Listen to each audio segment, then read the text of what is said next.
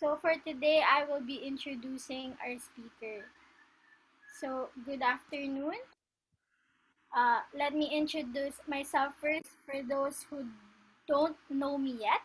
Good afternoon, everyone. I am Nicole Garcia from Y4PH. So for today, we are joined by Miss Veronica B. Sison.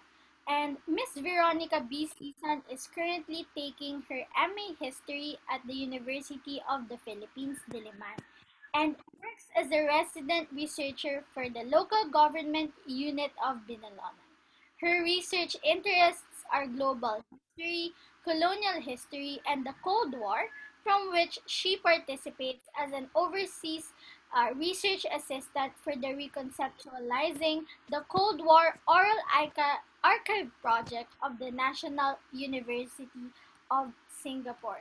Everyone, please give her a warm round of applause or virtual applause, Miss Veronica B. Sison.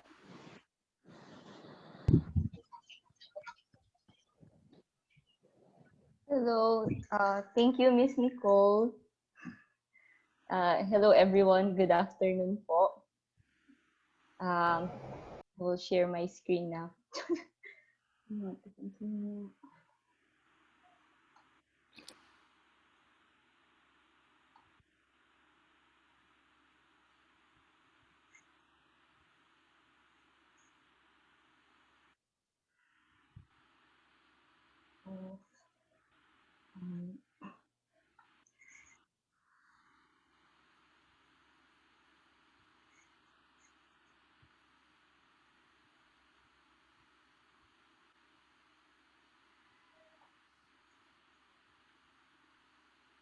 Okay, good afternoon, everyone. So I will present on Ilocano migration and its implication on Pangasinan historiography. So this is partly a product of the manuscript I've written for the history of the town of Binalonan. So I started working in Binalonan in 2018, and um, honestly, I had a hard time looking for anything written on Binalonan, specifically during the Spanish period, besides Cortes and the documents from the National Archives. Of course, it is a basic rule that whenever you start working on a specific topic, you have to go back and examine secondary sources first. And what surprised me is that, well, this is an anecdotal experience, that the majority of the Binalonan figures were least mentioned among Pangasinan authors, but actually written under the category of Ilocano history. So while writing the manuscript, I heavily relied on, of course, the late Professor Emeritus of UP, Pangasinan historian Rosario Cortes, whom I adore so much. And before I begin my presentation, I'd like to thank my professor, Dr. Jelly Galang, for his comments and suggestions. This was a paper I submitted for my MA class, and Hobie for the additional support and sources, Dr. Lino Dizon for some clarifications on Guardia de Honor, which I will be including in this PowerPoint. And also my colleagues in Binalonan, Honorable Jessica, and Ma'am Angel, Ate Donna, and the rest of the LGU team. So thank you very much. So this is a developing work, and I'd very much appreciate it if you could help me improve my paper after this presentation.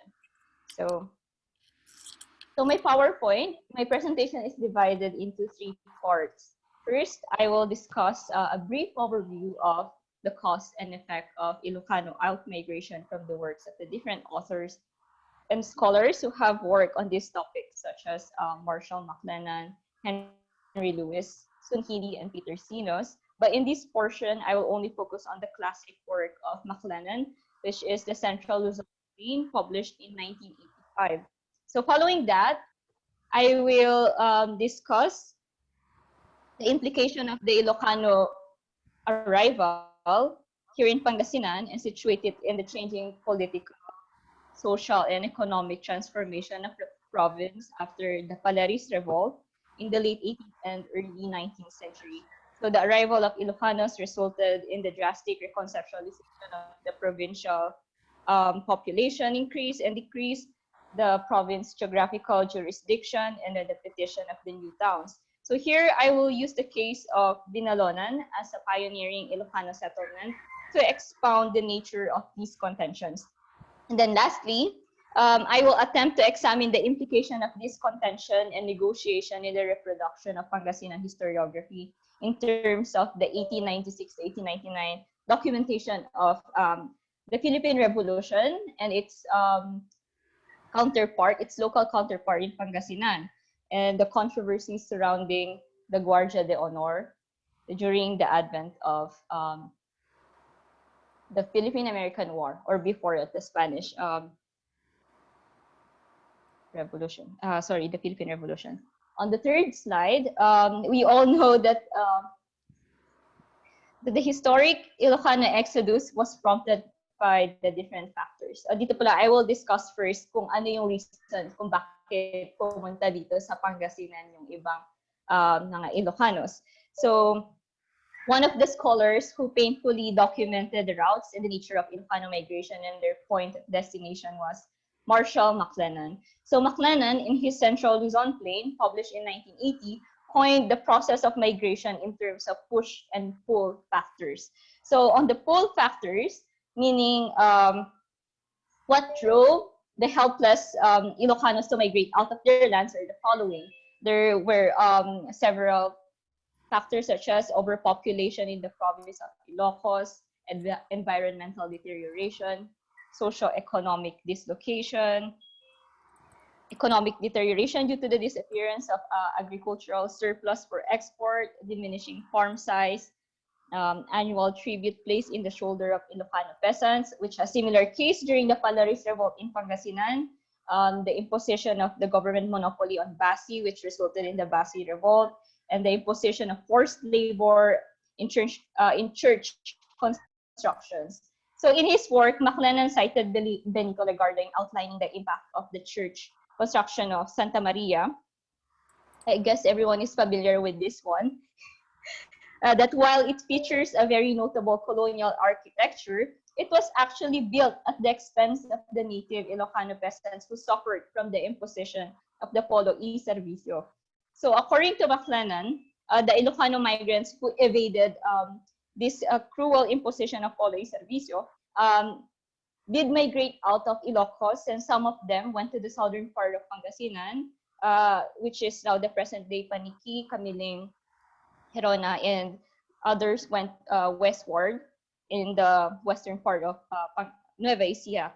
So, okay.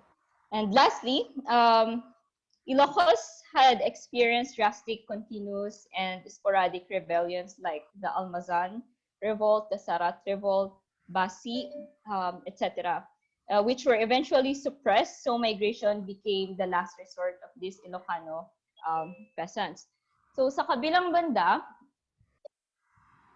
we have push factors, meaning Ilocanos migrated out in order to look for better opportunities in the frontier areas. For example, the establishment of the tobacco monopoly in Cagayan destroyed the self-sufficiency in rice production there.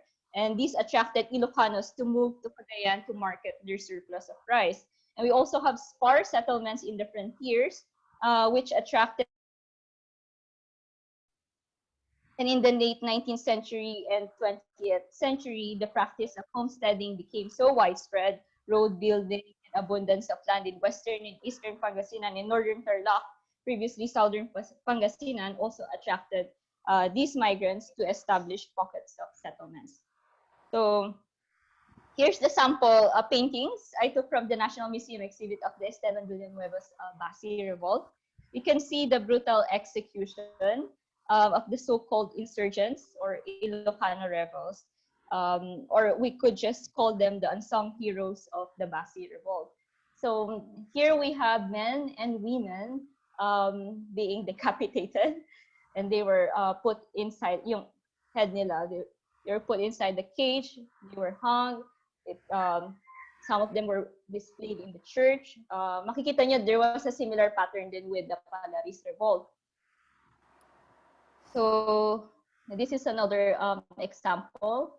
According to some sources, yung River Dao the Bantaway River, naging color red siya dahil sa sobrang daming pinatay noong Basi Revolt. So now we will look at the implication of the Ilocano migration in the province. So first, titingnan natin ano yung political, social, and economic situation ng probinsya ng Pangasinan bago pumasok ang mga Ilocano. And just in time, like 5 years or after the Polaris Revolt. So because the end of the 1700s marked the infamous Polaris Revolt alongside with his counterpart in Ilocos, the Silang Revolt during the British invasion, Polaris Revolt took place as a protest of the hefty imposition of tax on rice.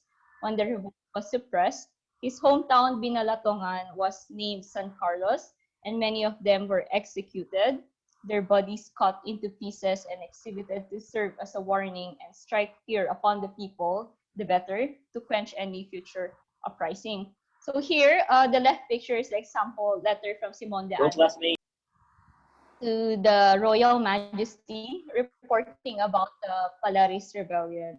So the second picture is a sample signature of Juan de la Cruz Polaris, a colleague working on the 17th and 18th century Pangasinan showed me this document, and this was from the Dominican archive.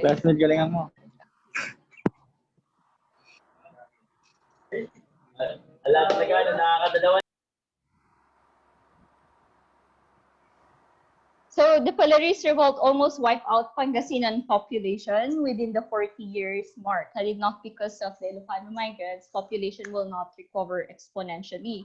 So the depopulation of Pangasinan also coincided with the changing jurisdiction of the province. After the Silang and the Basi Revolt, the Ilocos province was further divided into Norte and Sur. Then here comes La Union. So the establishment of La Union took away some of the Pangasinan territories such as Bawan, San Fernando, San Juan, ano pang meron tayo dito? San Juan, Bacnotan, etc. Even Aringay. So this was an old document from the National Archive showing the different pueblos of Pangasinan in the late 18th century. So ito yung complete number of towns from which Cortes usually refer as the pure native stock of Pangasinan. So in the next document, you will see the original towns before the demarcated Pangasinan in the beginning of the 19th century. The demarcation, of course, will happen again during the American period, the beginning of the Commonwealth, because they will also include the territories of Zambales and Nueva Ecija, like back and forth until they finally decided kung ano na ba yung mag-make up to the present-day geographical composition of Pangasinan. So back then, Alaminos was part of Zambales, Bolina was part of Zambales, Paniki, Herona, Camiling used to be part of Pangasinan, and the entire La Union used to be part of the original Pangasinan province. So here, going back, here are the list of actually a report on tributes, or what they usually call as padron, among the native inhabitants of Binalonan. So we have here a report on natives such as, native Pangasinan, and we also have the Mestizos de Sangley, or the Chinese Mestizos, Indios Vagamundos, or sometimes referred as Igorotes in other sources. We also have Japanese settlements in Pangasinan, pero we are yet to determine their number. Kailangan pa natin ng additional research. We also have Morenos. So I'm not sure whether Morenos refer to the Dumagat or similarly to the Aita population, the Sambal, but I think it is important to look or to dwell deeper where to find sources that will also include Morenos in any Pangasinan mention. So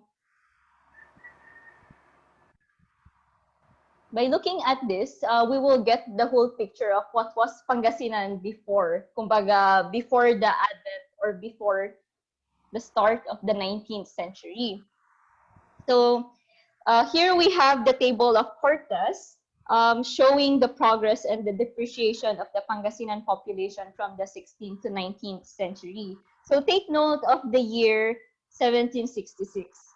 Ito yung 1 year, actually 4 years after the Polaris Revolt. So from 60,383, nakalahati yung population to 33,456. And in the second column, in 1809, the population actually tripled. So here, we can see how the Ilocano migrants actually contributed in the growing population of Pangasinan in the beginning of the 19th century. So other than the population increase, the Ilocano arrival also altered the linguistic profile of the province. So medyo naging half-half na. Some towns now prefer to speak Ilocano, some towns prefer to speak Pangasinan, and majority, or at least during Cortes time, 70s, 80s, most of the population, they're actually bilingual. And the Ilocano arrival became also one of the reasons for the creation of new towns and the opening of new areas for cultivation. So aside from their arrival, Ilocanos, sorry. So Ilocanos arrival also coincides with the changing global and local transformation of the country. So the end of the galleon in the 1830s and the formal opening of the Philippine ports in 1834, including the Suwal port, helped the Pangasinan import their surplus rice to the different parts of Asia, mainly China and Macau. It also opened the different frontiers of the country and of the province. The Ilocanos had seen this as an opportunity to work as tenants in the growing rice-yielding pueblos in Pangasinan. So there was a growing economic activity in the region, and we also have shipbuilding businesses along the Agno River banks, privately owned by both Ilocano and Pangasinan businessmen. So how did they travel from Ilocos to Pangasinan? So this is a route provided by McLennan in his book, The Central Luzon Plain. McLennan identified the timeline of these migration routes. So here you could see Binalonan, which has a solid arrow encircled Binalonan. Among the first destinations of the Ilocano migrants beside Malasiki, Mangaldan, Bayambang, etc. So the Ilocanos traveled either by foot or land, via La Union, or via water, via San Fabian, the coast of San Fabian. So yung movement, continuous siya from Pangasinan down to Tarlac to Nueva Ecija, starting from 1815 and then at the end of the 19th century or the beginning of the 20th century, 1900s to 1930. So, okay, so in this section, section 2, now that Ilocanos are here, what did they experience? Their experience is having to negotiate with the locals who are already there, and that negotiation was not always easy. So in part 2, I will present the case of the town of Binalonan. So we will begin with this document. So I got this from the National Archives. In 1833, Alcalde Mayor Francisco de la Peña of Pangasinan had written a report to the Governor General Mariano Rico Fort that there were a vast amount of uninhabited and uncultivated lands in the barrios of Camiling and Binalonan. So these two emerging migrant settlements are requesting to erect a small visita because in order to establish a town, the application for the license to erect a visita should be done by the cabezas, and then you have to declare a specific population who will benefit from this from the new visita. So in 1822, the petition to establish Binalonan as a separate visita from Manawag and the town, and as a town separate from Manawag, was written by Santiago Cruz, an Ilocano cabeza of migrant community residing in Manawag. He was joined by Don Joseph de la Costes, a native Principalia from Mangaldan. And December 2, 1822, Purpose and his cabeceria wrote a petition as an act of defiance upon the failure of the Friar of Manaoag to include them in the parish registry. So the written petition was immediately subjected for further review since the demographic qualities or the number of the population residing in the area needing spiritual guidance will determine the feasibility of setting up a visita. So in other words, malaking factor kung ilan yung taong nagre-reside sa specific area para ma-declare kung town ba siya or kung feasible na mag-set up ng visita or feasible na gawin siyang isang bagong pueblo. Similar to the process of how we declare a specific city, di ba? It depends on the population and then the income of that specific locality. So in a letter dated in 1823, I forgot to include it in my slide, Manaoag Principalias responded to the petition of Corpus, and the response was negative. So they vehemently rejected petition on 3 grounds. First, they feared that Binalonan will become another site for stolen cattle dahil talamak yung nakawan ng baka noon. Then the irrigation built by the people of Manaoag in the site of the proposed town of Binalonan will only benefit the migrants. Tapos, lastly, the land jurisdiction and territories taken from Manaoag and Asingan will be another loss for these towns, and the gradual decline of territories became a primary concern among Pangasinan Principalias.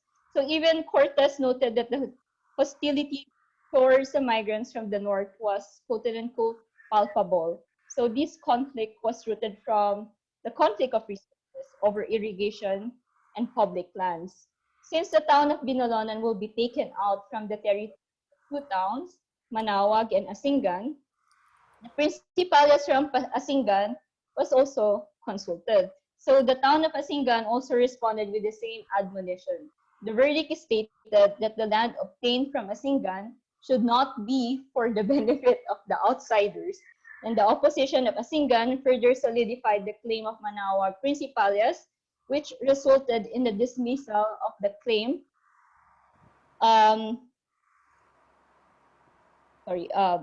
dismissal of the claim of the Ilocano Cabeza Corpus and then the Mangaldan Principalia Don Costes. So nung na-receive ni Corpus yung rejection, he traveled all the way from Pangasinan to Manila to file the petition directly to the office of the Governor General. Kumbaga, pinunta niya sa Malacanang yung reklamo niya. So, inireklamo niya yung parish priest ng Manaoag, at the same time, yung Gobernador CEO ng Manaoag. So, ang parish priest noon ay si Father Bernardo Pons at ang Gobernador CEO ng Manaoag at that time was Silverio de los Santos. So, dahil hindi nireklamo niya si Father Pons dahil sa hindi nito pagtanggap at pagrehistro sa kanilang mga Ilocano migrants sa church registry ng Manaoag. So, Corpus complained about the usurpation of power that deprived his cabeceria, spiritual guidance, that is composed of 50 to 100 families. So medyo marami sila because I think I forgot to mention that the Ilocano migration was not just about, let's say, one person moving from one place to another, but they're actually communities. So karamihan sa kanila talagang by cart or talagang mass migration yung paglabas nila sa Ilocos. That's why some of the historians would call it the historic Ilocano exodus. So tunog parang Moses in the Middle East. So going back to the petition he submitted to the office of the Governor General was reverted back to the Alcalde Mayor of Pangasinan, which is the contemporary, let's say, Governor of Pangasinan, for comments and clarification. So in 1823, Corpus was finally heard, and then an ocular inspection was conducted on November 17, 1823. So before kanila pakinggan, pupuntahan muna ng specific group of surveyors yung lugar, and in this case, yung Binalonan, para tingnan kung feasible ba yung area para sa pagtatayo ng bagong bisita or ng o para maging isang bayan. So, the one who did the ocular inspection was the alcalde of Binmaley, Don Domingo Fernandez and company. So Fernandez submitted a report that the area did not meet the criteria for existing residential units to support a visita, which became the grounds for disqualification of the petition. So the written report of Fernandez favored the disapproval of the Gobernadorcillo of Manaoag, si Silverio de los Santos, and its resident parish priest, Father Bernardo Pons, against Corpus, our Ilocano migrant. So the story was followed by another dismissal of Corpus complaint of Father Pons filed to the Bishop of the Nueva Segovia in Bigan. So the bishop states that Corpus' intention was suspicious in setting up a town, and according to them, it was actually Corpus' motivation to just acquire public lands in Binalonan rather than really establish a community for his Ilocano Kailianes. So even Cortez, in her book, she wrote that Corpus' intention was suspicious and proven to be quote-unquote murky. So the alcalde mayor of Pangasinan, for some reason not stated in the documents in the National Archives, he imprisoned the Ilocano Corpus. Corpus could not guarantee the support of anacbanuas, which was a crucial factor in the creation of the town in the complex, rigid, and bureaucratic Spanish system. So for Cortes, in order to win the support of the anacbanua, you have to really you shouldn't clash with them, basically. Tapos, what Corpus did was really a no-no at that time. Kumbaga, he was a migrant, and when he gets here, there was this, say, a large tract of land available for everyone. And yet, of course, merong initial reaction for the native inhabitants na nakatira doon kung merong isang migrant na kukuha nung parte na yan. So provided in this context that the great opposition of Manaoag and Asingan resulted in the imprisonment of an Ilocano migrant who is considered an outsider, we will now look at how Binalonan was eventually created as a town. So in the year 1832, another petition was submitted by the gobernadorcillos and principalias of Manaoag, which included 22 more signatories. So here is a sample document, their signature. It was endorsed by Father Julian Izaga. So ironically, the Manaoag principalias who rejected Corpus petition are now the new proponents and signatories of this petition to establish the town of Binalonan. So compared to the outcome of the first petition by Corpus, ito naman, it really went smoothly. So after submitting the list of tributes of the visita of Binalonan, the alcalde mayor of Pangasinan reported to the governor general, and it took 2 more years before the town received the final signature. But eventually, Binalonan was finally declared as an independent town in 1834. So it became the first town to be settled by a majority of Ilocano migrants, although medyo divided yung town ng Binalonan at that time. So majority of the Ilocano migrants who were settled in that area started to move westwardly to Asingan in the 1830s. So the approval of Binalonan was shortly followed by the establishment of Urdaneta in 1858, because Urdaneta used to be part of Binalonan. And then San Manuel in 1860. Sumunod din yung Alava, which is now the present-day Sison in 1896. Poso Rubio in 1868, and Alcala in 1873. So in the year 1834, Binalonan had attained the status of an independent civil municipality but remained in ecclesiastical terms as a visita of Manaoag. So the point of negotiation didn't end there. Bakit? So there are 2 emerging communities in Binalonan at that time. One is in Santa Catalina. Santa Catalina was inhabited by the Ilocano migrants, and one is San Felipe, which was inhabited by the Pangasinan population. So Santa Catalina is a sitio with Ilocano migrants, and most of them move towards the hill, the present-day Binmonton, where the Lubas flower farm is located. They moved there in order to avoid further clashes with Pangasinan Principalias. That's how Cortes characterized their movement.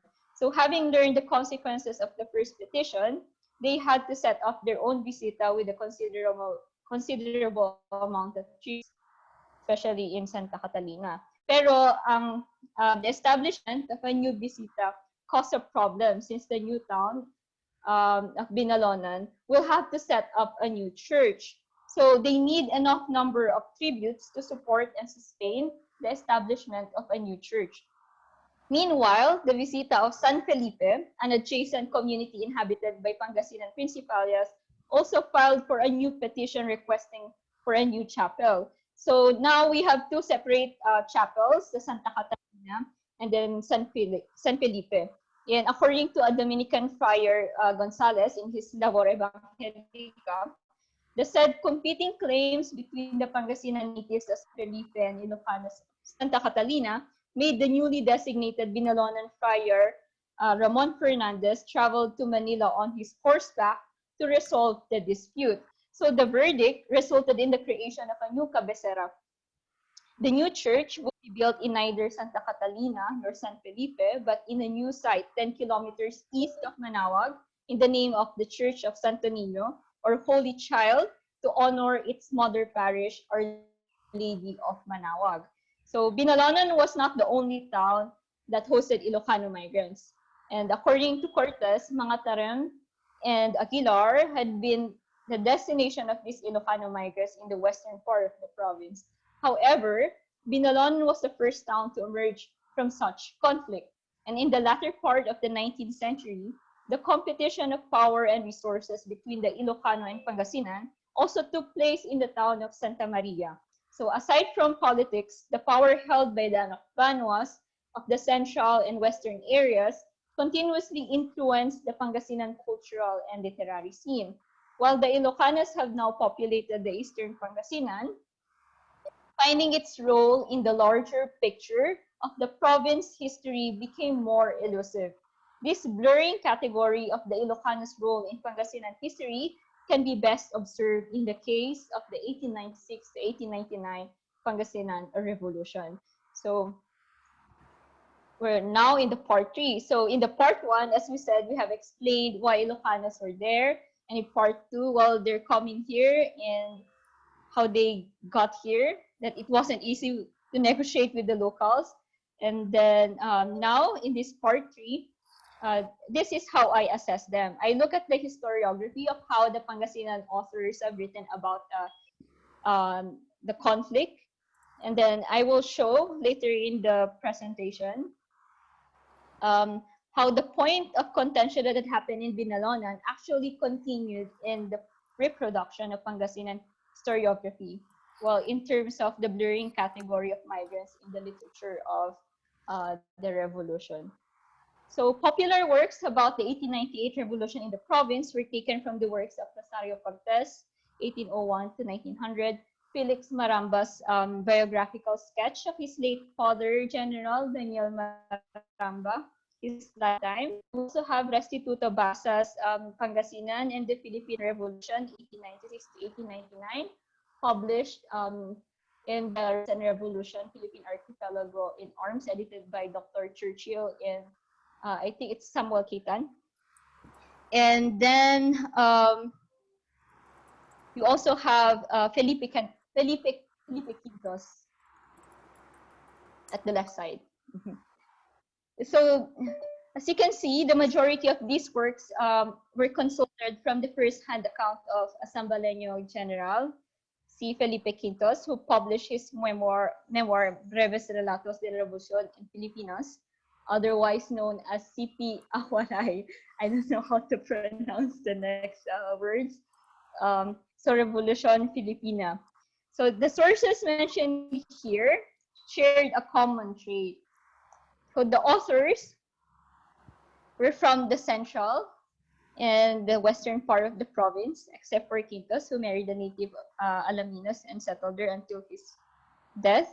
And that majority of these works have minimal mention of the eastern portion of Pangasinan. So this section illustrates the point of contention that mainly originated from Cortes' work, which has been considered and accepted as a standard history of the province. A careful reading of Cortes will find Pangasinan Ilocano dichotomy emphasized particularly on the history of the 1898 revolution. So this dichotomy in the literature will be more apparent in the latter part of the 19th century, such as the John Taylor's Philippine Insurrection Records and Milagro Guerrero's Luzon at War. But in this paper, I will concentrate on Cortes' unintentional or deliberate exclusion of the Ilocano volunteers in Binalonan and her positioning of the Ilocano-dominated Guardia del Nor in Pangasinan history. So first, we will examine the differences of how Pangasinan historians covered the 1898 revolution. So for Cortes, the 19th century became a crucial point in Pangasinan history. Not only it enjoyed an economically developed society distributed among classes in Pangasinan, but the province also sent a number of students to study in Manila and abroad. So this economic development was anchored from the opening of Sual Port, the launching of Manila-Dagupan Railroad, and the establishment of higher learning institutions such as Colegio de Dagupan that catered to the needs of the growing middle class of Pangasinan society. So these categories explain the late arrival of Pangasinan to the revolutionary scene of Luzon. According to Cortes, the province remained loyal to the Spanish government after its traumatic experience of the Polaris Revolt. In 1893, the KKK in Pangasinan was premature and its membership did not expand beyond 32 members. So Cortes added the language barrier and Pangasinan's distance from Manila proved to have served as a challenge in the transfer of revolutionary doctrines in Cartilla. And lastly, the acculturation of Pangasinan to Spain, quote unquote, forged powerful bonds of brotherhood that anything the natives of Pangasinan had achieved would not be possible without the guidance of Spain. So these statements were Cortes' defense of the Spanish influence in the Philippines.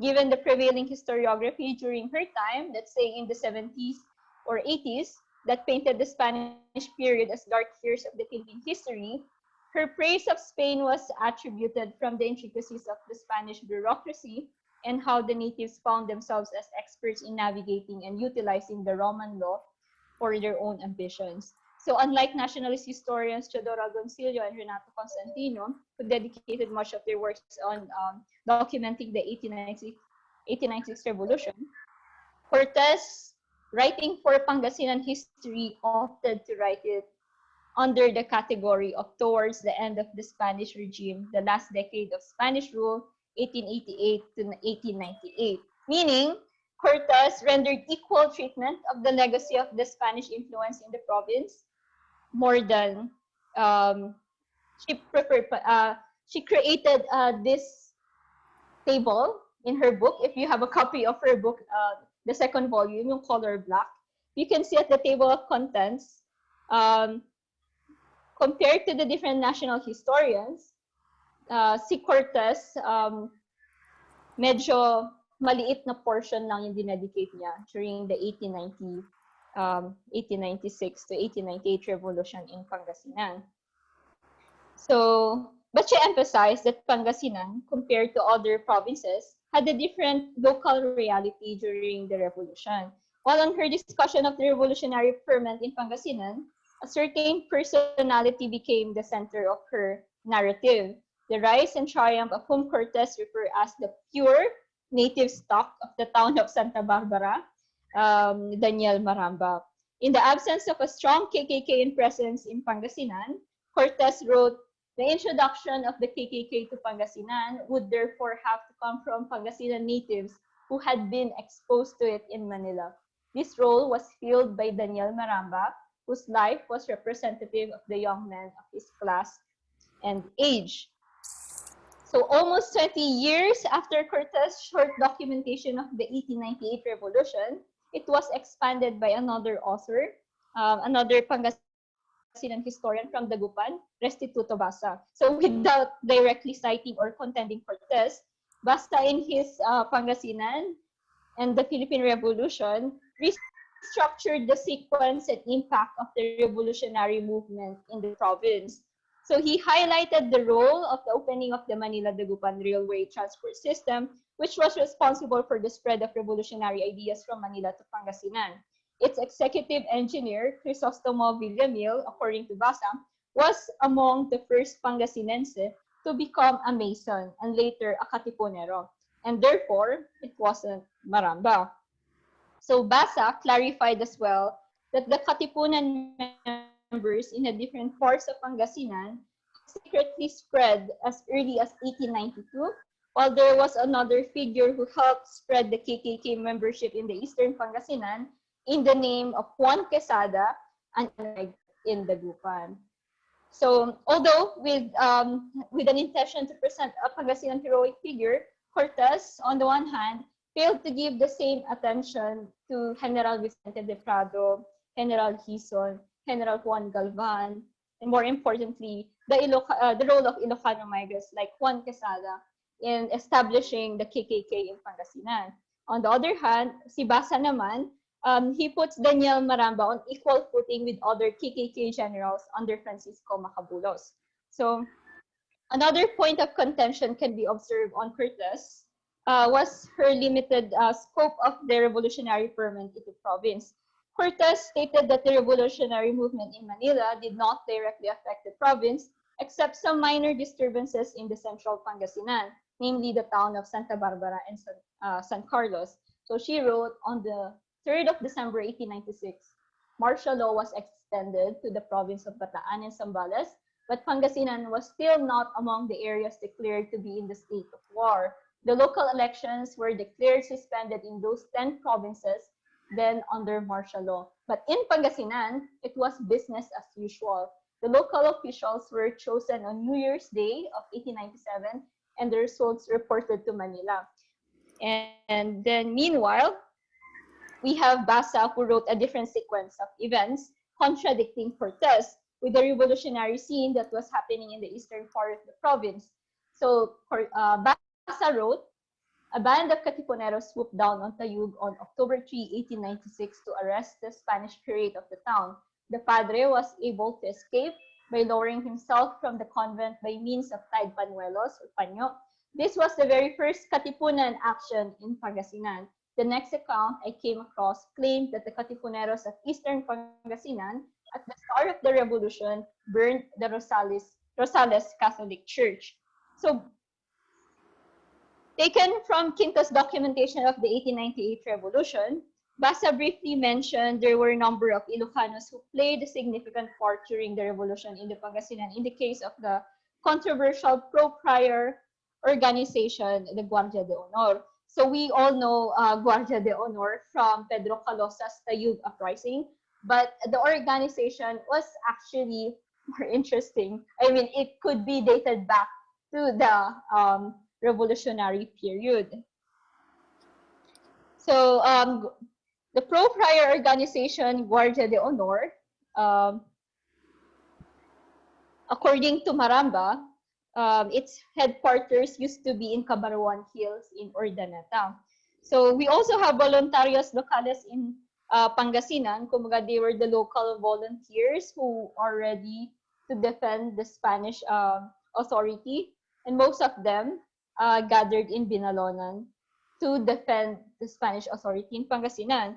So Basa wrote in his 1896 revolution, his article, that the bloodiest encounters between Katipunan and Spanish loyalists took place in Binalonan and later on Dagupan. So both incidents were briefly mentioned but not actually discussed by Cortes. So another group that gained enough attention from scholars was the formation of the Guardia de Honor, whose members reached 40,000 during the revolution.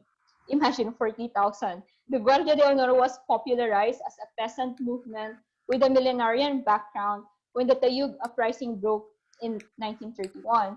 But initially, the group were organized by the friars in 1896 during the eve of the revolution among their followers in Pangasinan, Tarlac, La Union, Zambales, to counteract the spread of Katipunan. So the center of operations of the Guardia de Honor, according to Maramba, was located in the Barrio Cabarwan in Urdaneta. No further documentation of the formation of Guardia de Honor, neither the Tayug Uprising in Pangasinan, appeared in Cortes' second and third volume, except for a particular mention of its background. So Cortes only wrote anti-Tagalog sentiment in the north appeared to have increased with the sudden spread of the Guardia de Honor movement among Ilocanos in the northern Pangasinan and southern La Union. Originally a friar-sponsored group, these groups had joined the Republic, but after Luna assassination, they appeared to have shifted their sentiments against the Aguinaldo government. So the absence of the Guardia de Honor in Cortes' work hints limited inclusion, kumbaga, of the Ilocano peasants in the totality of the provincial history, especially now that the Guardia de Honor became more popularized during the 1931 Colorum Uprising. So in the 1897, according to historian Milagros Guerrero, the group shifted from being pro-friar to aiding the Katipunan in continuing the insurrection, not just in Pangasinan, but also in its neighboring provinces. So followers of the Guardia de Honor we mainly described as contrabands. Meanwhile, Guerrero expounded, I take the opposite view that the Guardia de Honor movement was just such a unique type of political organization as the Pangasinan peasants might have been expected to form during the revolution. The conditions obtaining in the province during the revolution contributed to a rapid radicalization of the peasantry, leading them to oppose the Aguinaldo government and later the American military authorities who were partisans of the elite. So for historian Lino Dison, beyond the cattle rustlers and Tulisanes background, the controversial nature of the Guardia de Honor needs more attention since their intriguing position during the revolution represented the dynamics of the province's economic political situation at the end of 19th century. So while Cortes was very particular with the role of the anacbanuas or the Pangasinan elites, her treatment of the Ilocano peasant organizations stated otherwise. So Cortes' marginal treatment of this group shows the latent display of Pangasinan Ilocano dichotomy in the later reproduction of Pangasinan historiography.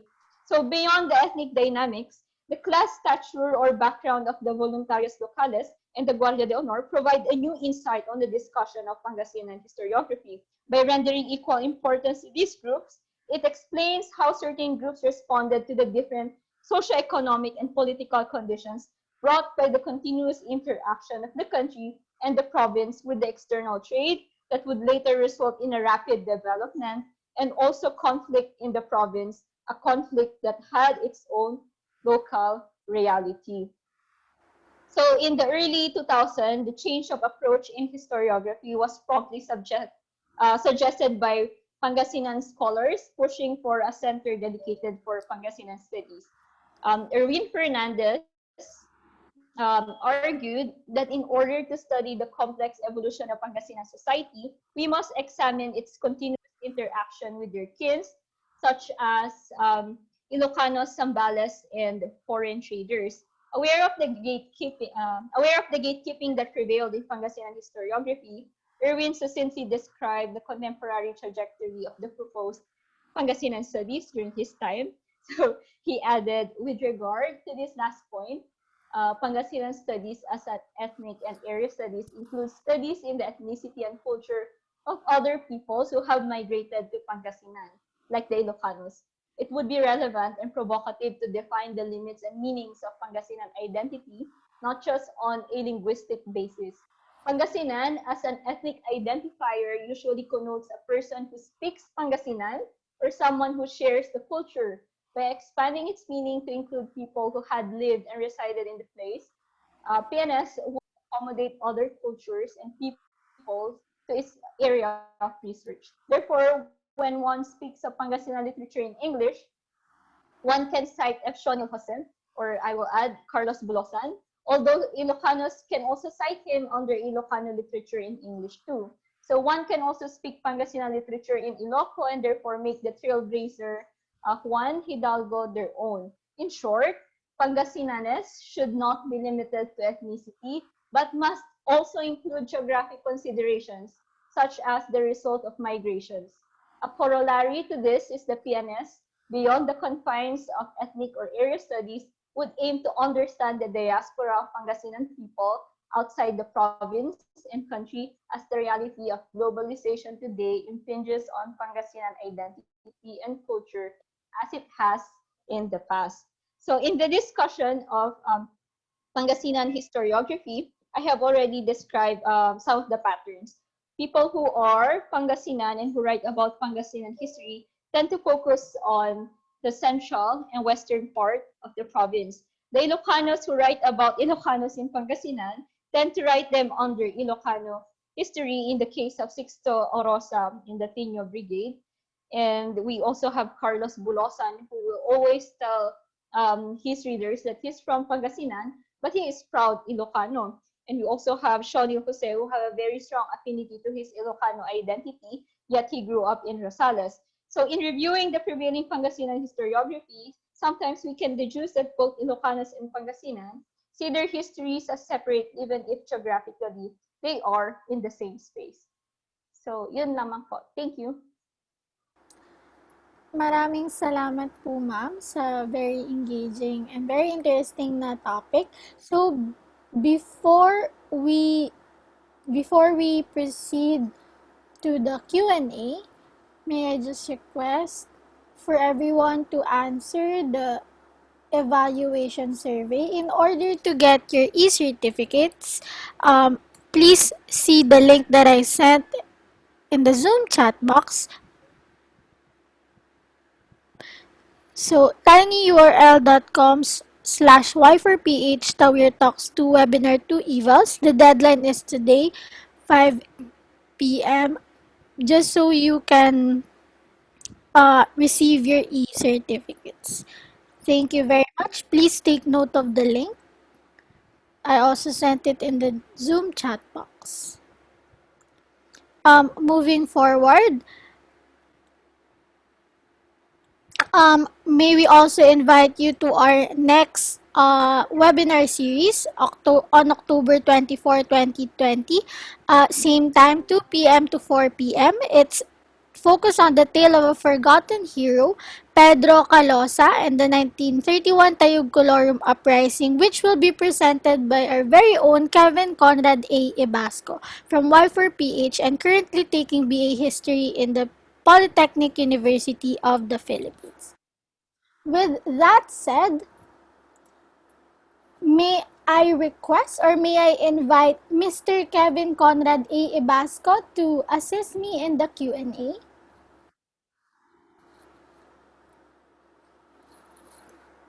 Hello, Kevin.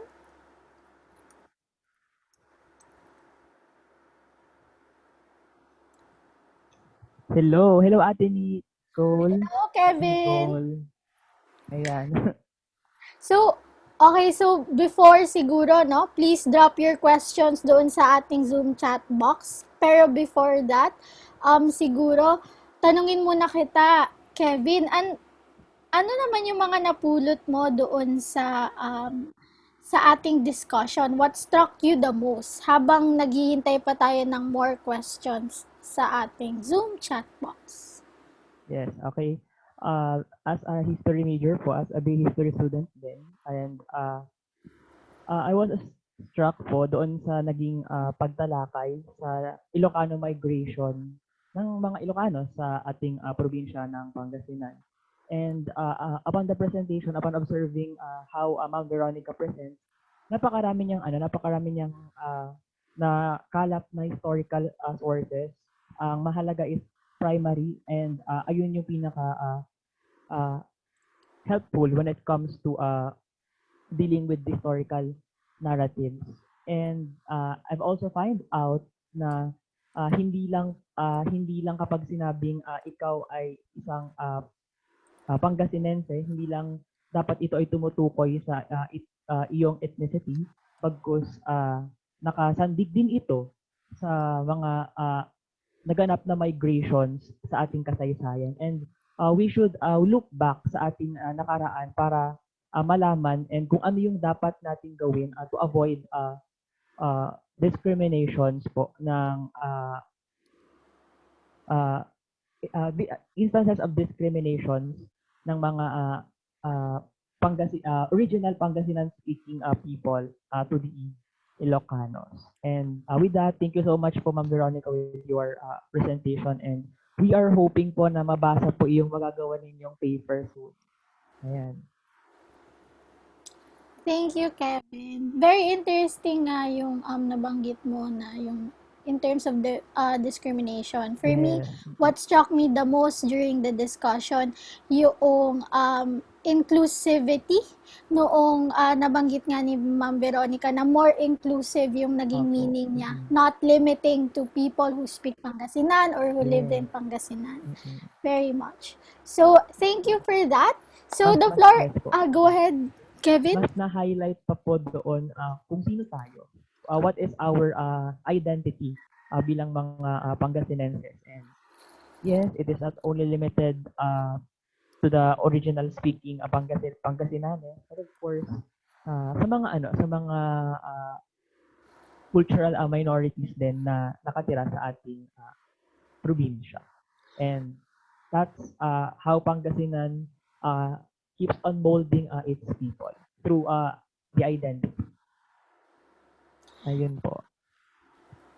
That is very true. I agree. And with that, on that note siguro, or kind of related, no? Mr. Jersky is asking, he said, "Hi, Ma'am Veron. Good afternoon. Thank you for the presentation. Very engaging. I am just curious on how the indigenous people living in both areas engage with this Ilocano migration. How it gives an impact in their everyday life. Were they displaced? Did they hide or did they face the new people? I mean, historically, they have interactions, Ilawod relationship, but I am curious on how they engage with this change or development." So, maybe Ma'am Veronica can answer. Thank you, Jersey. Jersey was my undergrad classmate. Kilala siya po pala.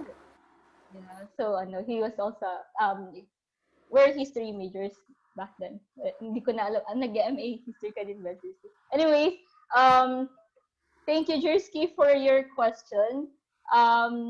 Actually, I have a very limited understanding of how the indigenous people, let's say, adopted or how they interacted with the migrants. Kasi it's very hard to look at the sources kasi wala namang masyadong written sources regarding, for example, from the indigenous side. Usually, makikita mo, di ba, mga colonial reports.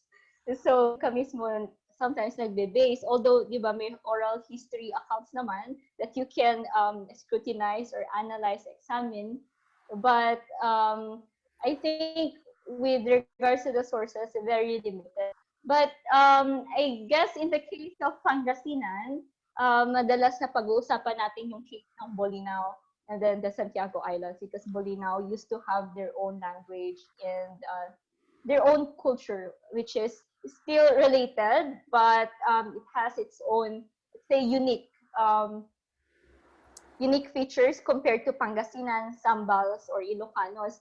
So eventually, when we went to Bolinao, parang medyo bihira ka na makakita ng native Bolinao who speaks the language. Usually sa center, Ilocano na sila. So when we went to the island of Santiago, medyo madami pa doon, pero super limited. Oh, I have I think he's here, Mr. Nicholas C. Another he's a colleague from UP then, classmate. He's also working on the Bolinao history in the 17th and 18th century. So I guess, Jersky, you're very much curious about the case of Sambals, maybe in Nueva Ecija, because Nueva Ecija was also one of the provinces who received a bulk of Ilocano migrants. Um, I guess magandang simulan din yung interaction, tingnan yung interaction nila. Pero in the case of Nueva Ecija, siguro mag-start tayong tumingin sa Agustinian archives.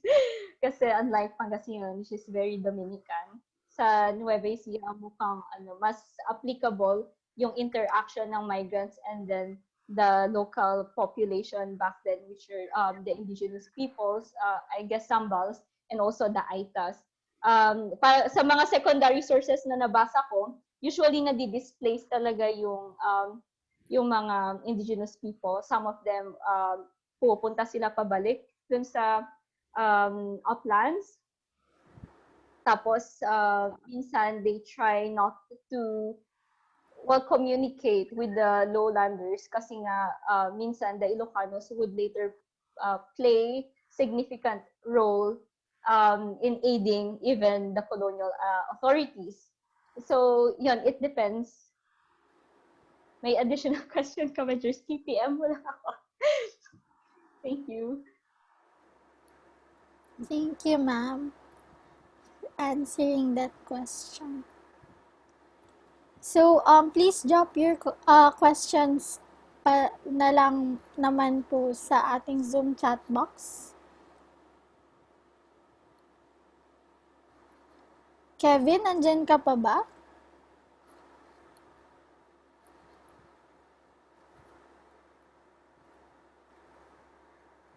Yes, Sir Jersky, you are raising your hand.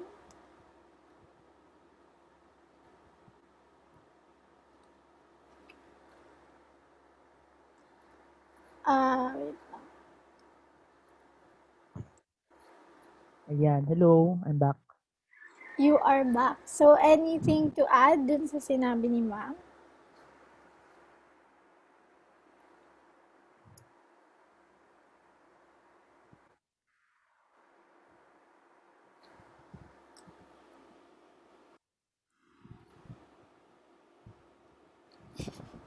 Mr. Jersky said, thank you, ma'am. I will PM you.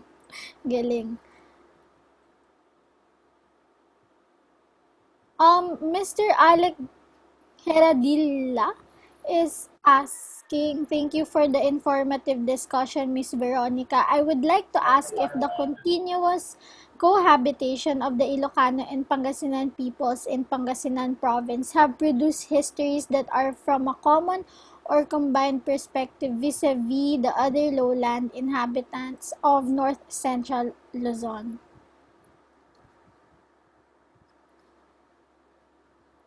So, I think you said before na parang magkaiba yung category nila. Yung mga, mostly yung Eastern, tama po ba, ay nasa under Ilocano. And then, centered sa Central Pangasinan yung mga Pangasinan history. Okay, thank you, Alec. Alec is also another classmate of mine. Ay, very active ang mga kaklase ni ma'am. Alec works, he's from the NHCP. So, okay, Alec.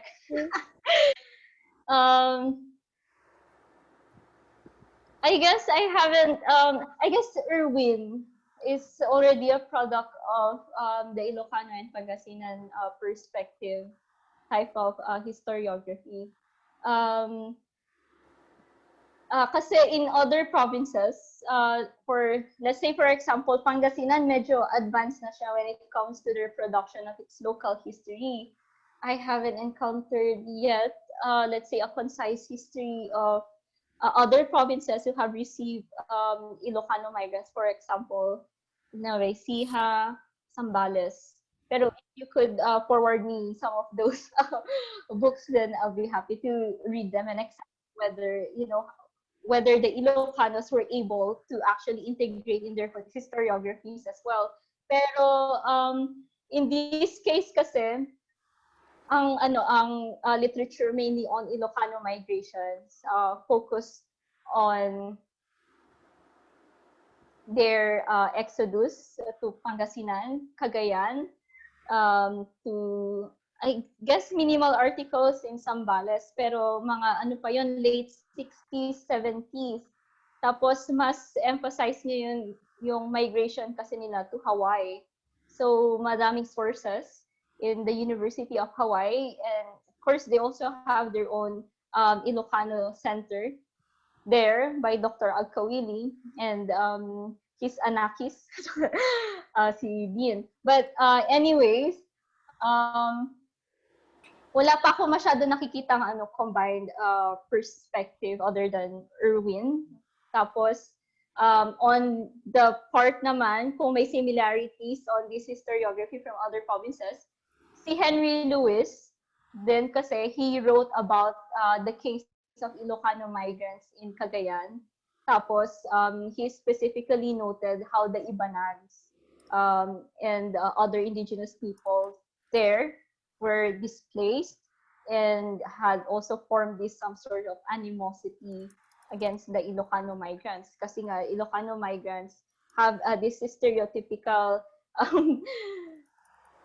say characteristic that they were industrious, matipid, frugal, tapos medyo economically advantaged sila compared dun sa mga native inhabitants in Cagayan. But that was not the case in Pangasinan kasi. Kasi in Pangasinan, we already have an established elites. Kumbaga, meron na mismong nagmamay-ari ng mga negosyo, meron na silang considerable influence in Pangasinan. So, it depends on the local reality of specific province. So, doon natin maaring makita kung ano nga ba talaga yung impact at saka yung perception nila on Ilocano migration. So, nasa inyo ang sources, Alex, sa NHCP. Share ka na lang, sige, pag may time ka. So, thank you. Thank you po, ma'am. Thank you for that question, sir. Ma'am, ito naman po, I think Mr. Eduardo Dulay and Mr. John Londevera, no? In your own view, what will be the whole province of Pangasinan today if the Ilocano exodus did not happen and all the Pangasinenses today are Pangasinan-speaking people? Okay, thank you for that question. I guess we can never kasi parang this is an alternate history. If Ilocanos exodus didn't happen, we have other migrants as well here in Pangasinan, came from Japan. We have the Japanese settlers. We have the Chinese settlers as well prior to the arrival of the Spaniards. And then we also have the Bolinao people. Kasi when we are going to consider whether Pangasinan will be pure Pangasinan, medyo, for me, it is quite hard to visualize given that medyo historically contingent yung geography natin, meaning it changes across time because of, the human mobility. Kumbaga, we move from one place to another depending on the socio-economic opportunities or the political condition in our area. So, majority of us, sometimes we relocate din sa Manila, and some people who will find different opportunity in Pangasinan also relocates in Pangasinan. So, hindi naman closed yung border. So, for me, it's hard to imagine Pangasinan without its migrants. Kahit exclude natin yung Ilocanos because we have different migrants here, IPs. We have, even in the part of San Nicolas, I think meron nag-present before ng paper and they are specifically using, about the mother tongue pala, they are using, I think, Kankanay in San Nicolas instead of, let's say, Ilocano or Pangasinan because that language suits the students for studying in that area. So, kumbaga, it depends talaga sa geography natin. Kasi minsan, hindi rin tayo yung nagdi-dictate kung paano siya nag-move or kung paano siya dinidictate ng ating policymakers.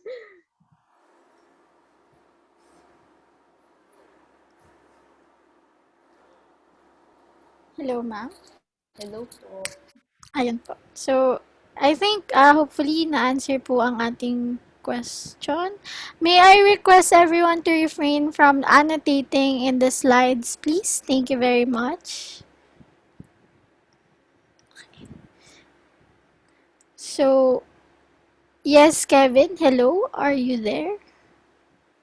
Yan, hello ate. Nandito na ulit ako. So, ayun. Go ahead. Um, siguro, Mr. Erpelo has a question here. Hello, Veronica. I highly commend your work on Pangasinan Historiography. My question is, what was the social-cultural implications of Ilocano migration to Pangasinan language? Can we root this influx of migrants as the main reason for the decline of Pangasinan language? What was the response of anacbanuas to this? I think I will quote our Pangasinan poet Santiago Villafana during his talk in 2018. Kasi we had an event at that time, and then he discussed the changing face of Pangasinan language. I think with Mr. Erpelo, merong article si Anderson which talks about similar case with the Kapampangan. Kumbaga, um, hindi, okay, medyo controversial yung nature ng article, but the Pangasinan language is actually alive, according to him. It was not dying the way we see it now. And with, nasan na yung additional question?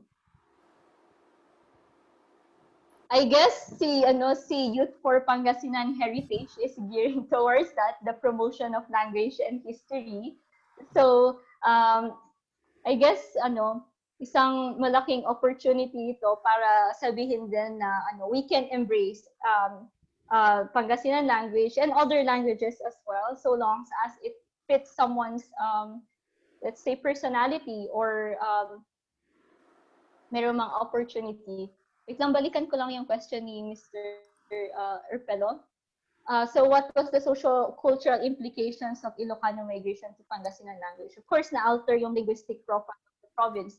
Ang sinabi ni Sir Sonny noon na dahil yun sa kumbaga communication ng Ilocano tenant daw sa Pangasinan landowner. Kumbaga, they prefer to talk in Ilocano daw kasi that's how they communicate well with their workers, the Pangasinan anacbanuas. So, yung response naman ng anacbanua to this, they were able to take advantage of the situation as well. Kasi they were recruiting a lot of Ilocano tenants din. Sila yung may-ari ng lupa, Ilocanos yung magtitil. So, naging ganun yung relationship across time. And eventually, nagbabago rin naman siya dahil nagkakaroon ng changes sa economic status ng mga Ilocanos. And later on, medyo mas madidiin kasi during the Commonwealth or the American period, yung competition between these two ethnic groups. Nung na-reincorporate na yung Balungao, Rosales, Alaninos, Bolinao, and the Sol Infanta in the Pangasinan province. Kasi nung na-incorporate sila, nung American period, nagkaroon na ngayon ng imbalance. Kumbaga, kung saan mo i-relate yung sarili mo in terms of ethnicity. Tapos, if you will look at the speeches of Maramba and Padilla, Teofilo Sison, and other politicians in 1909 election, marami sa kanila dinidiin na you should vote for your fellow Ilocano or you should vote for your fellow Pangasinan. Kumbaga may play of ethnicity na during that election. Tapos mas medyo maigting yung conflict between them. So maganda ding tingnan yun, and how Daniel Maramba and Felix Maramba responded to that was the reincorporation of the kinote nila industrious Ilocano migrants and the wonderful parang Pangasinan residents in their speeches. Kumbaga, they now appeal to both ethnic groups na please vote for me because I acknowledge your their ethnicity at the same time. Kumbaga, they are trying to appeal to their constituents.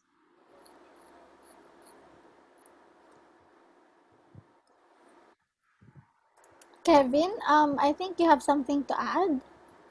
Yes, hello po. I would like to affirm lang po yung sinabi ni Ma'am Veronica. Yes, exactly po nagkakaroon ng tunggalian position or in power sa politics between the Pangasinanes and Ilocanos. In the case of Tayug, nagkaroon ng isang instances sa elections na ang dapat na mag-lead ng town is from isa Pangasinan speaking First. Pangasinan speaking person, and hindi ito pinayagan ng mga Ilocanos, and they are very uh, interest na magkaroon ng position sa uh, municipal government.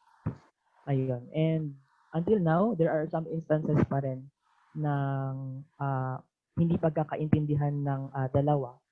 And the main goal din ng aming organization, Youth for Pangasinan Heritage, is to inform the people that Pangasinan is not just only for Pangasinan. Pangasinan is for all ethnicities na magmamigrate dito. This is Pangasinan. Very well said, Kevin. Very inclusive tayo dito. Siguro, ma'am, in line with those kinds of questions, no? Medyo nasagot na po kasi yung tanong ni Mr. Datuin na parang how did this Ilocano migration affected the political landscape of the province? Siguro, more clarifications lang po. If in the long run, did it strengthen the province's political identity or did it hinder it po? What do you think? Sorry, kailangan bang balikan yung question again? Sige po. So, Mr. Ian Datwin po kasi is asking how did this Ilocano migration affected the political landscape of the provinces, of the province, considering that there are cited animosities in the lecture between these migrants and the anacbanuas, to which medyo na-cover naman na po nung ating mga sagot. The next question is, did it strengthen the province's political identity or did it hinder it? I think yung perspective ngayon about inclusion, medyo matunog siya ngayon given that we're having a hard time trying to define who is a Pangasinense. Since yung ang human mobility, madami nagmamigrate in and out of Pangasinan and also abroad. So meron kang Pangasinan Society sa US, meron din Pangasinan societies in Europe. So how do they also define themselves? When it comes to the Ilocano migration naman, did it strengthen, let's say, the identity, yun ba yung niya, in the Pangasinan province? I guess that question also will relate dun sa isang account about Pangasinan noong American period by American journalist. His name is Louis Glick. He has an entire collection in Rizal Library sa Ateneo, and he wrote a lot of documentation on Pangasinan during the Commonwealth period or the beginning of American colonization. Tapos, dun mas lalong na-emphasize na there was really a concrete competition between the Pangasinan politician and Ilocanos. And this was emphasized lalo na nung Rinderpest crisis. Rinderpest, yun yung parang virus ba yun? Kumbaga, peste sa baka, sabi nila. And at that time, kailangan nilang i-exterminate halos karamihan ng cows sa Pangasinan. Mahilig pa naman sa pigar yung mga tao sa Pangasinan. So, Yeah, so ang sinasabi ni Louis Glick, nagbobotahan sila ngayon kung sinong supervisor ang mag-lead kung paano i-exterminate yung mga cows affected by the rinderpest. And someone else commented na it should be an Ilocano kasi wala naman siyang responsibility sa province. You can always go back to vegan or to Ilocos after niyang patayin yung mga baka na pagmamayari ng mga residents of Pangasinan, without Glick realizing that actually yung owners ng mga baka na yun, Ilocanos din. So medyo may mga prejudice among these observers during the Commonwealth period na makikita mo na they have seen the dichotomy, and yet if you will look back in the history of the province, parang okay, that was the situation back then, but now medyo hindi na ngayon na-emphasize whether you are Ilocano or Pangasinan, especially when you are, let's say, in the migrant communities. Kasi in my case, in Binalonan, I had this feeling na medyo geographically situated yung mga tao sa Pangasinan, but then their affinity, of course, with their relatives are still in Ilocos. So medyo may ganong perspective yung mga tao. And how will you strengthen it? Of course, you are always proud to be Pangasinan geographically. And similar to Carlos Bulosan, he calls himself Ilocano pa din.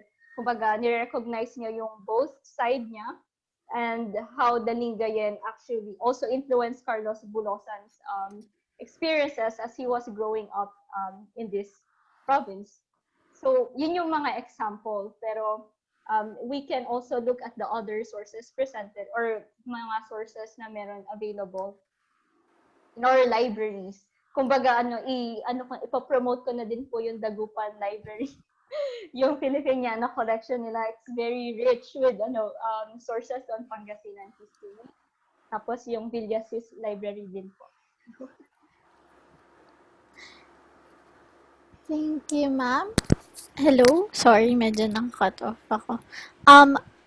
Next siguro po, ma'am, no? Ito, medyo magkalapit ito. Siguro unahin na lang din natin yung kay Vincent Velasco. Thank you for your interesting discussion po, ma'am. Just a curious question. Why is there tension between the Pangasinense and Ilocano in the first place? Is there hope that there could be an end to the dichotomy to Pangasinan and Ilocano identity, knowing that they coexist in one geographical location?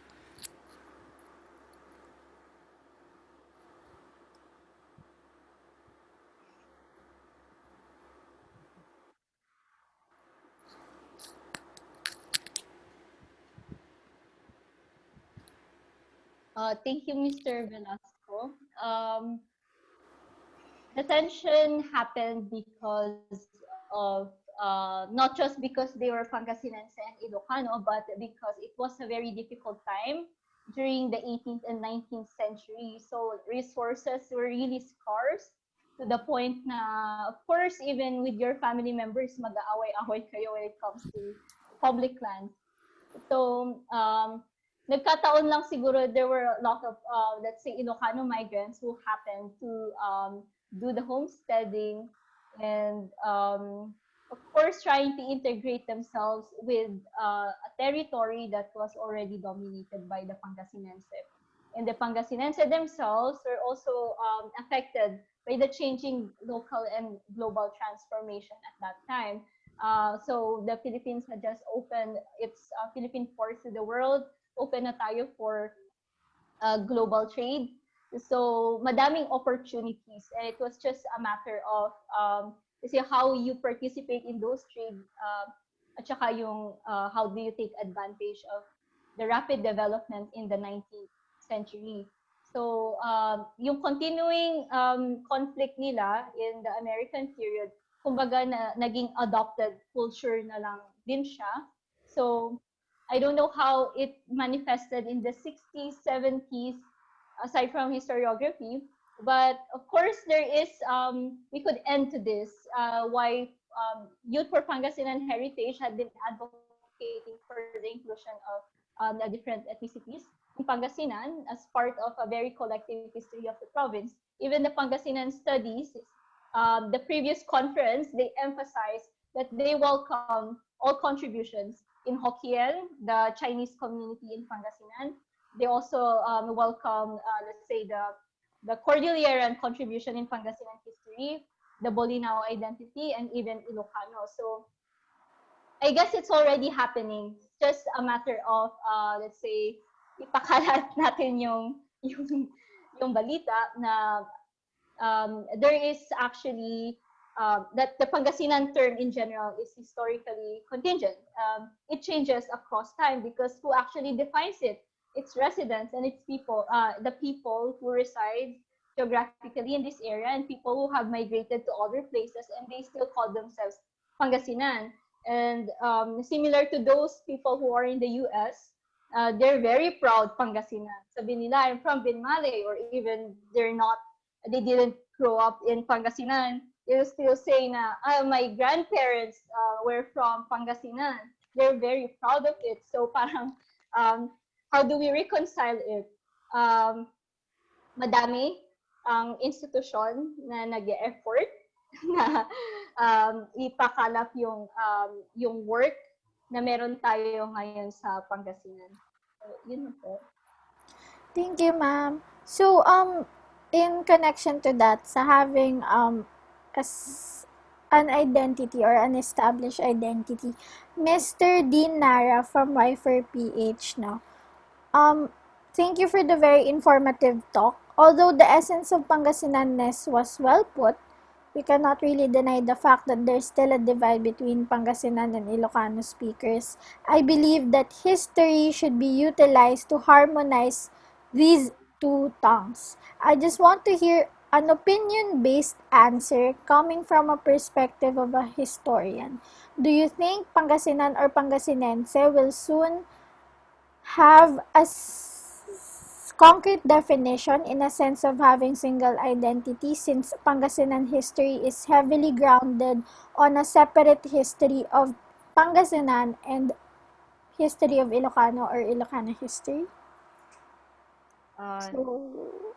Thank you, Dean. Yeah, I think, nag-attend ka na ng conference sa Pangasinan Studies. So, as I think we arrived with a changing definition of who is a Pangasinense. Kasi nga, it was very dependent on the people who live in this area. Tapos yung changing jurisdiction din niya across time. So, with regards to single identity, mahirap anahin yun. Kasi, minsan sasabihin mo, beyond, kahit, let's say, Pangasinan ka, pero when you're talking to someone abroad, you will call yourself still a Filipino. So, di ba? It depends on the situation. So, yung Pangasinan history, medyo na siya ngayon, medyo inclusive na siya as what we discussed in the PNS back then.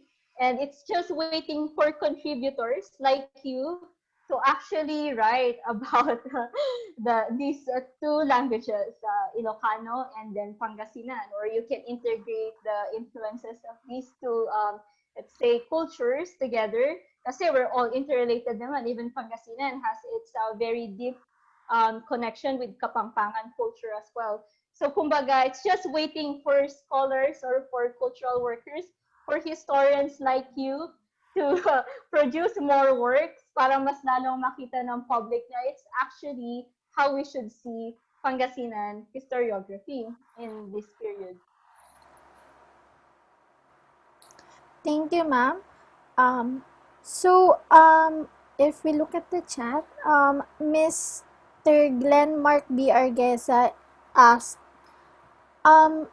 hello ma'am, expressing my gratitude for your very informative talk and engaging discussion with us. My question is, do we have any records of Pangasinan speaking people migrating in some parts of the world, like in Hawaii, during the early 20th century. I am very curious on why the Ilocanos migration is more well documented and well emphasized. Thank you. Thank you then. I guess the reason why it attracted a lot of historians and demographers because of how many people really migrated out of Ilocos province.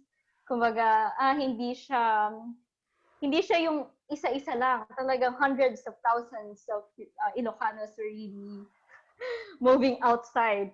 So, kung makikita mo na merong napakalaking number na ganun, syempre ma-attract kang tingnan what were the reasons.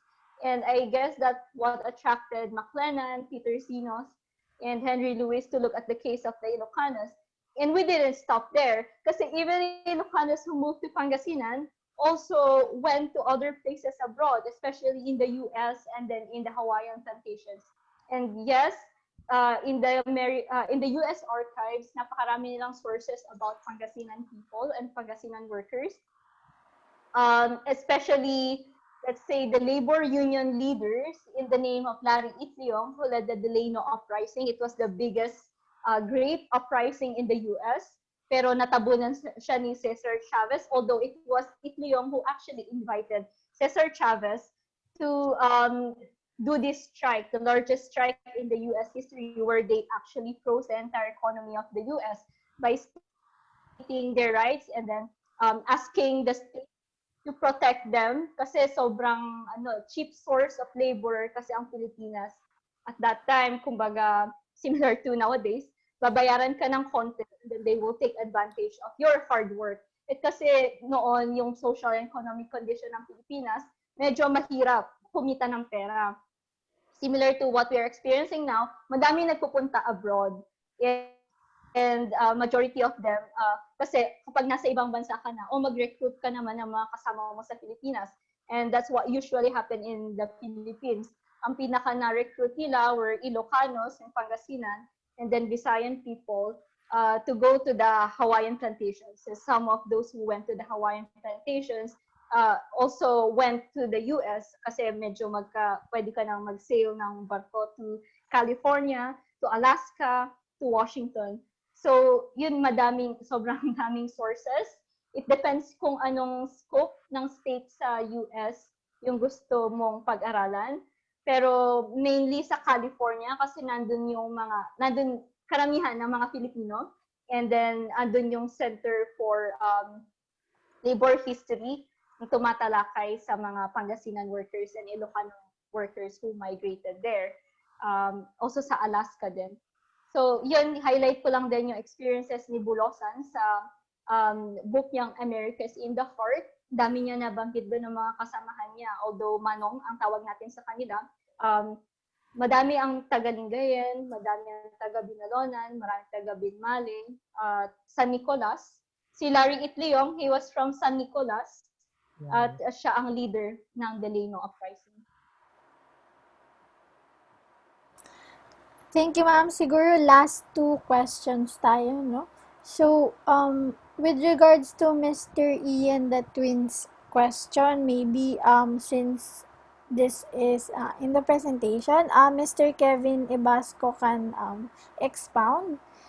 Besides that, it was strategic because, ayun nga, it was homestead, like a farmhouse. Ano nga ba yung strategic about this, Kevin?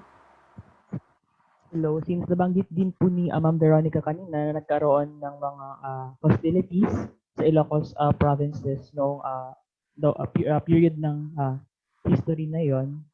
And dahil doon, they want to have a peaceful life din. So, isa iyon sa factor, that's why they have migrated to Pangasinan. And naghahanap din sila ng mga malawak na sakahan or lupain in order for them to subsist.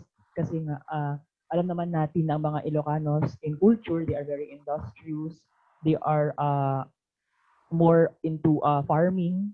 And in Ilocos, the lands there are they're not suitable for subsistence agriculture. While in eastern and western parts of Pangasinan, mas mataba yung lupain and doon mas magkakapag mapapaunlad nila yung kanilang mga Saka, pamumuhay. Ayun. thank you. So, more on ano talaga siya? Farm. Yes, opo. Ma'am, ito po, siguro ito na po yung ating last question since magfo-4 naman na po. From Mr. Robert Abalos of De La Salle University, since ang focus ng iyong pag-aaral ay tungkol sa impact ng Ilocano migration sa Pangasinan sa historiography ng lalawigan at batay sa iyong discussion kanina ay narinig ko na halos umabot sa American period ang sakop ng iyong periodization. Paano mo nailatag ang ilang interpretasyon kung maaaring makaapekto rito ang usaping intermarriages among Ilocanos and Pangasinensis, like for instance ang second or third generation? Or nagkaroon ka ba ng pagkakataong makapagsaliksik tungkol dito habang ginagawa ang papel na ito? Paano mo maia-address ang ganitong limitasyon?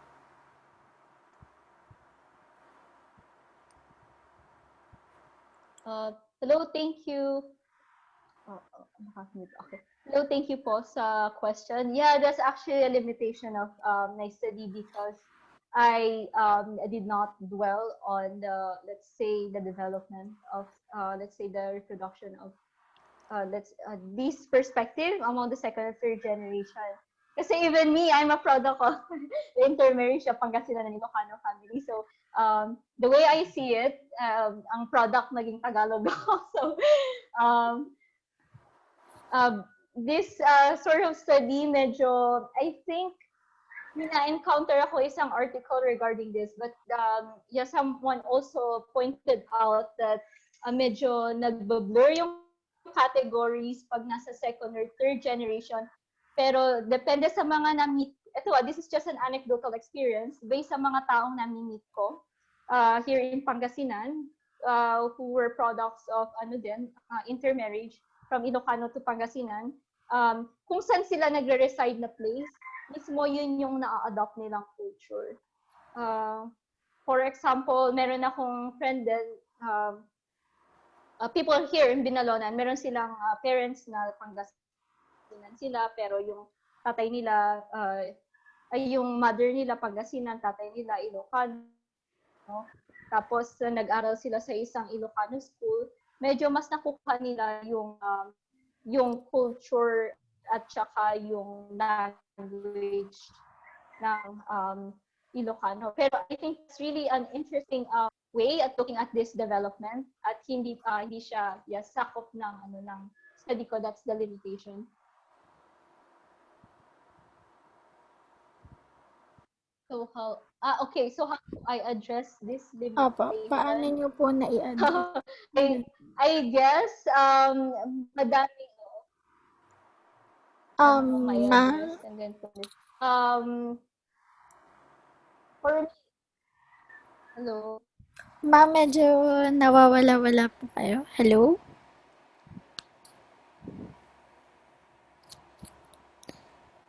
Hello po. Hello po, yan po. Yes po, ma'am. Rinig na po kayo. Okay, thank you. To address this limitation, I guess it's up to the sociologists then, historical sociologists, to look at this interaction. So, medyo hinihikayat po natin yung mga estudyanteng nandito na nakikinig na kung gusto niyong pag-aralan itong magandang topic na to, maaari nyo ding gawan siya ng study. Ima-market ko yun yung yung how do I address this, ima-market. For further studies. Anyway, salamat po ulit sa question. Hoping na nasagot ko po siya. Tama yan. Tama yan. More studies about Pangasinan. Yeah. Ayan. So, I think that is our last question. Thank you very much, Ma'am Veronica, para sa pagpapaunlak na mag-present. Very much appreciated po at very informative po ang inyong presentation. Napaka-interesting po talagang makita yung kung bakit nga ba nagkaroon ng Ilocano at saka yung let's say interaction na nangyari between mga taga Pangasinan and mga Ilocano and how it affected us and is still affecting us right now. And syempre yung pag-promote ng inclusivity in this community na Pangasinan and the expanding meaning of Pangasinan in a sense that it doesn't only define those who is speaking or who speak Pangasinan but rather those who, alam niyo yun, yung parang na-feel nila na Pangasinan sila kahit na wala sila for example dito or hindi sila nagsasalita ng Pangasinan or in the case of Ilocano, mga Ilocano. So, may I invite Sir Nick Hermono for a short speech. Speech. Hello, Nick.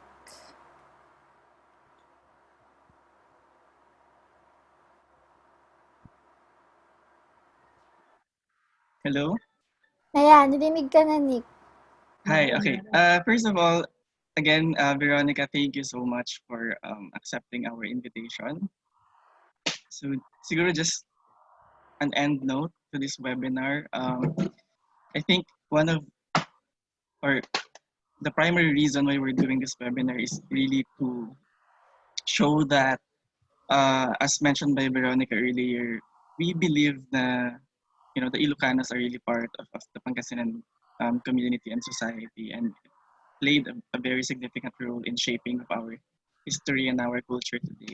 So what we're really trying to achieve later on, although this is very, optimistic and very idealistic, is to have this harmonious relationship between and among the ethnicities, present in the province.